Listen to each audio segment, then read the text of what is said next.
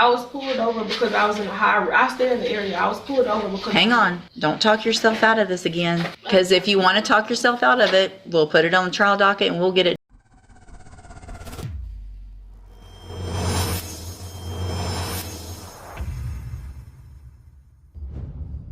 Okay. So, Miss Johnny, I'm going to ask you again, and I know we probably went through this before. First of all, you're Kirsten Johnny? Yes. And Miss Johnny, I want to make sure, because in that previously you said you didn't do it, you were forced to do it because of your financial, you were forced to plea because of your financial situation, and that it wasn't fair. And so tell me what your position is now. I never really said I didn't do it. I said it was an accident. Okay. I still feel the same way a little bit. All right. I'm not gonna say I do feel the same way. Now I understand, but you're not disagreeing that you didn't. I said it was an accident. Somebody grabbing you by your foot. That's like somebody accidentally hit you in the back of your head. You're gonna have something that's normal. Well, right, because you were not complying with what they told you to do to get out of the car, correct? I was pulled over because I was in a I stay in the area. I was pulled over because... Hang on. Don't talk yourself out of this again. Because if you want to talk yourself out of it, we'll put it on the trial docket and we'll get it done in a few weeks and let a jury decide.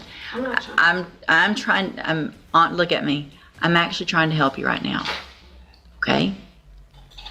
If you had complied and just done what he asked you to from the very beginning of that stop, none of this would have happened. Do you agree or disagree with that? Yes. Yes, what? Yeah. No, do you agree? Listen to the question.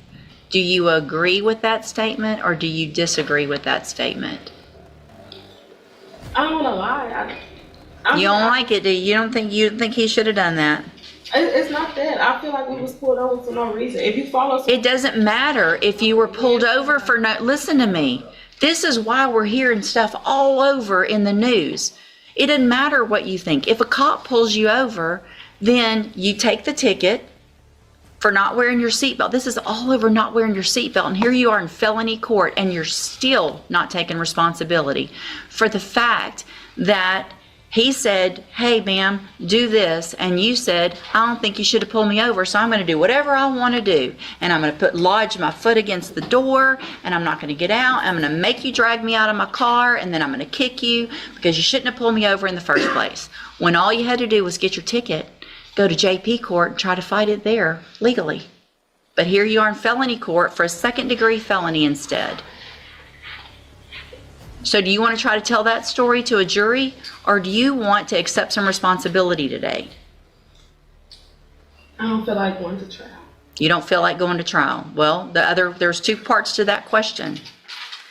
Do you feel like accepting responsibility? Yes, ma'am. Do you think it would be a better idea next time you're pulled over to comply and just do what they ask you to? Yes. I'm going to find that you previously entered your plea of guilty freely and voluntarily. I'm going to find sufficient evidence to find you guilty. I'm going to follow the agreement that you made with the district attorney.